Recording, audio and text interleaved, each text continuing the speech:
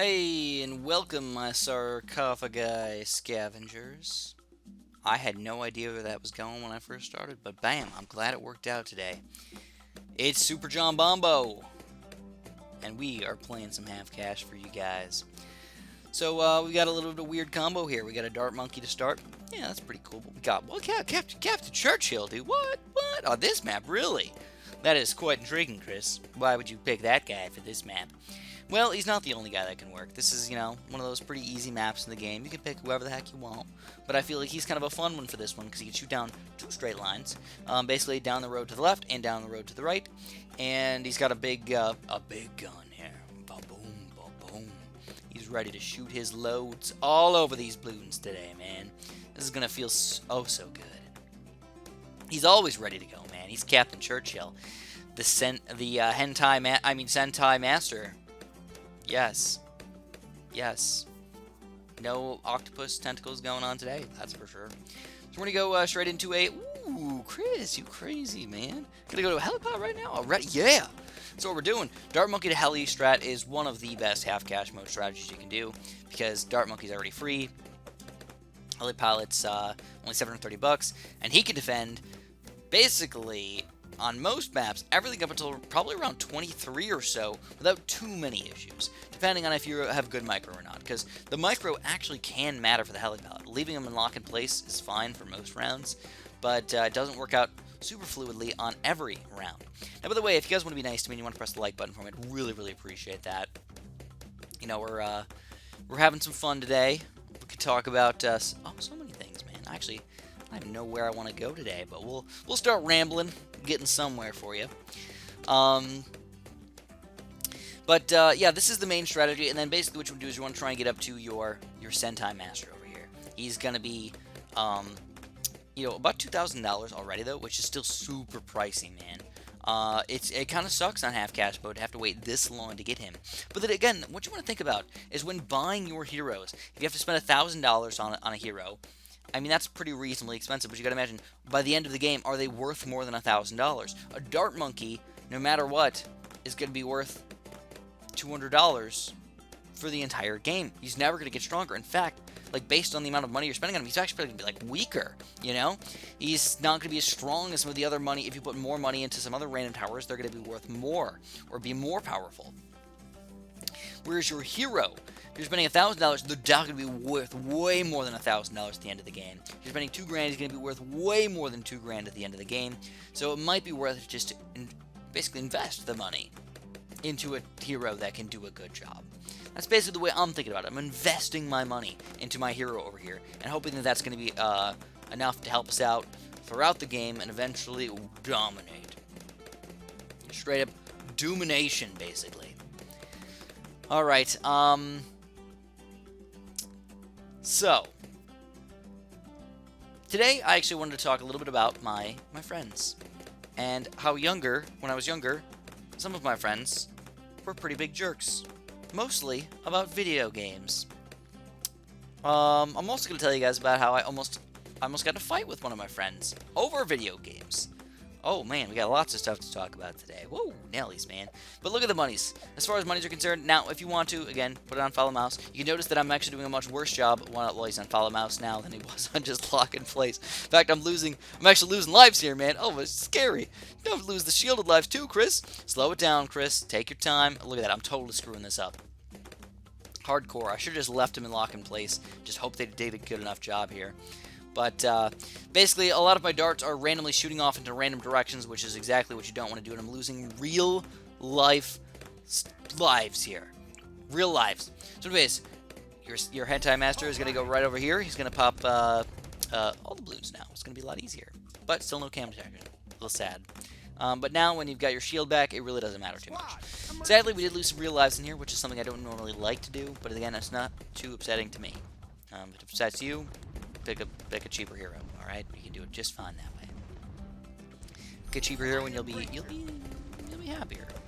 Some people, they need it, man. I know, I understand. I used to be one of those people. I need the no loves lost. If I don't get no loves lost, I quit and say screw you, game, and I leave and I come back again. I get no loves lost. Eventually, it does work out for me. So growing up, I was fairly sheltered, I would say. It's probably the best word for it. Sheltered. I didn't grow up with the internet. I went to private school for a pretty decent chunk of my life, about 5 years. My first 6 years I went to private school, from kindergarten to 5th grade, and then I went to public school starting in 6th grade, and I started to realize that I was very awkward. I was very weird compared to a lot of these other kids, because I felt like I didn't know a lot of things. I didn't know like what I'm supposed to do in certain social situations. One of the main things that was just sort of weird for me was that I always wore a uniform when I went to my school, 1st through 5th grade. Then when I went to 6th grade, I didn't have to wear a uniform anymore. I got to pick my own clothes, and this is where I had no idea what to wear, man. This was like my social identity crisis right here. I had no idea what to do, how to do it, what I should be wearing to school. I just got lost. It was weird. It was weird for me. I mean, what I would do is I would wear a lot of random like weirdo dressy clothes, because I'm supposed to dress up. I've always just dressed up for school.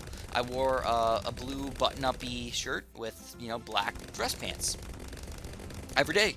That's just what we did. And now I can pick out any clothes that I want. So this is probably why I first of all have these weird issues right now where I don't like dressing up. I hate dressing up now. I hate it.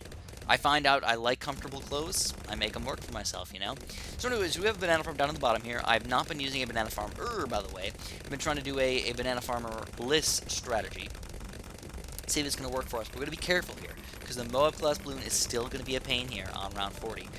Sure, Captain Churchill's a beast, but he cannot stop he cannot stop everything.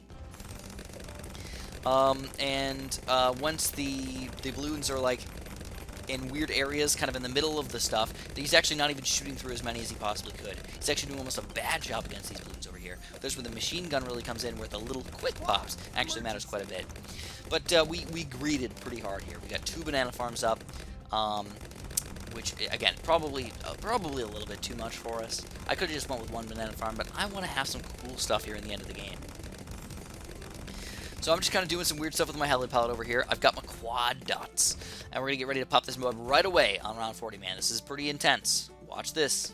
You got to actually have to micro a little bit. So you're going to grab the bananas real quick. You jump on in here. We're going to pop the Moab real quick, and then you're going to notice Captain Churchill's got an ability. Alright, so what are we going to do? We're going to activate the ability once the Moab gets a little bit closer over here. And what this is going to do is it's going to pop all the balloons. Yeah, it's as easy as that, man. Just going to pop all the balloons. Boom, boom, boom. Take them all down. We win. Now, he's got camera detection as well here, so he should be enough camera detection for round 42, but not enough for round 51. I don't care who you are, round 51 is going to be a pain for you. So make sure you're going to get something extra.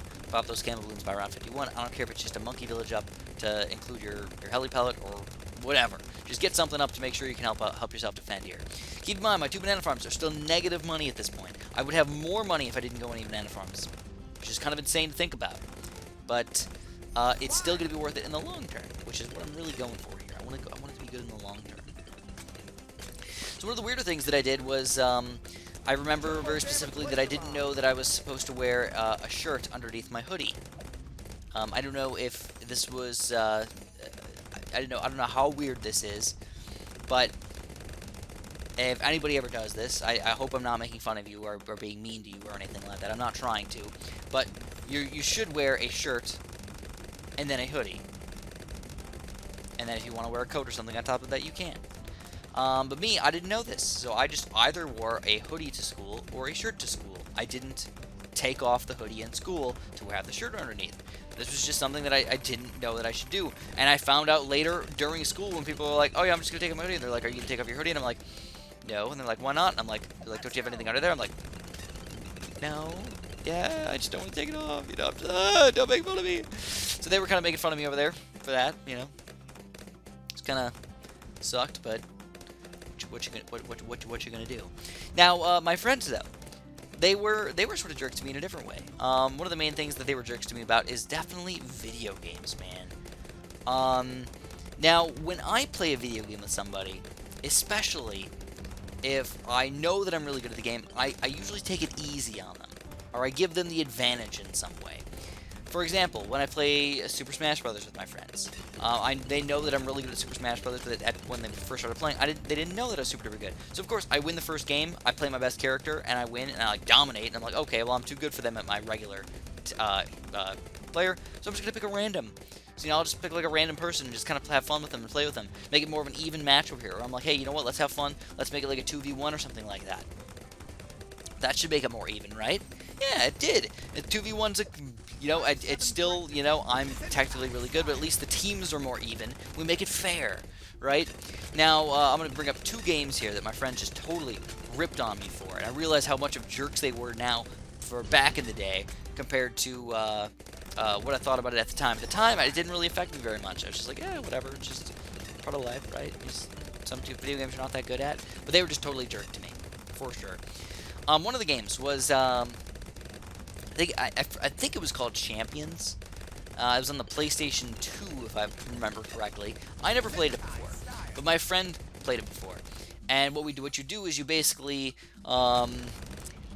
it's like just a fairly standard RPG, regular RPG, where you start off the game with very terrible gear, and you earn better gear over time, and eventually you get super duper good gear, and you can beat all the stronger monsters. You level up and stuff, and everything goes good. Well, my one friend, I was playing with my friend Tim at the time. He was pretty good at Champions. He played a lot.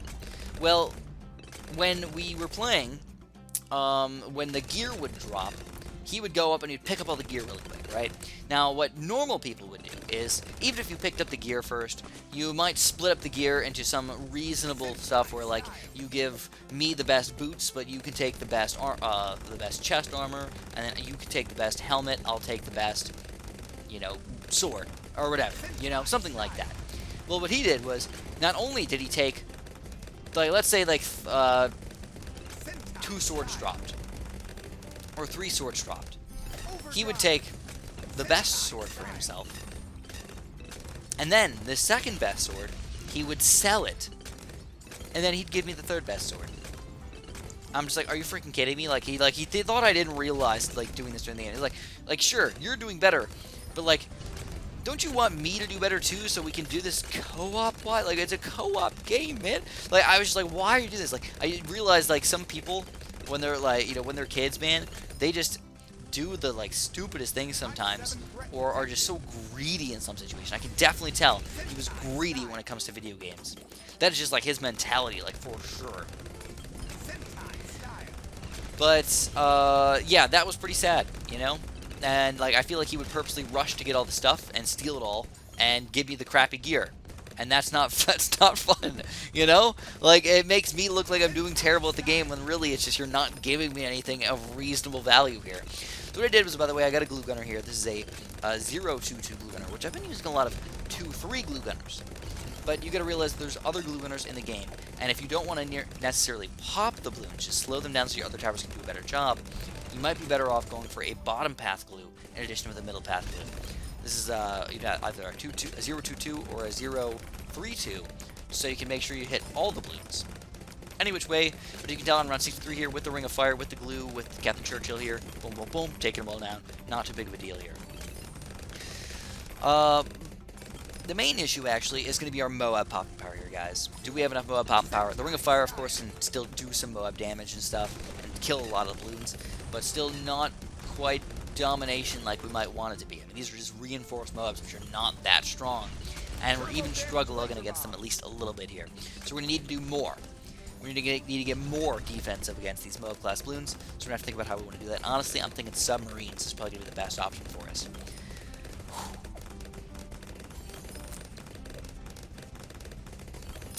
Take a little break, man. I've been talking real fast today.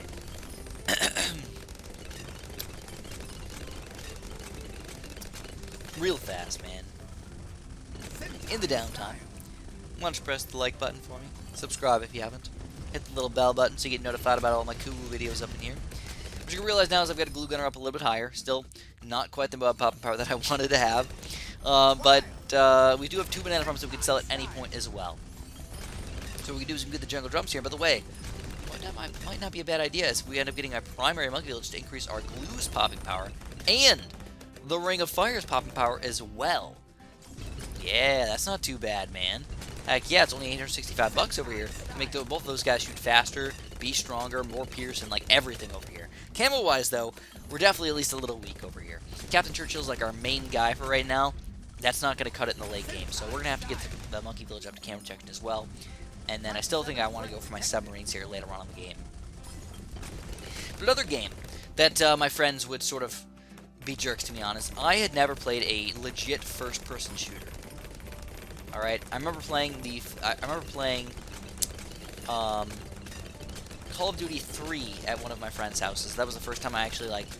That was one of the first times I played like a good first-person shooter where I actually really enjoyed myself, because we had even teams, by the way.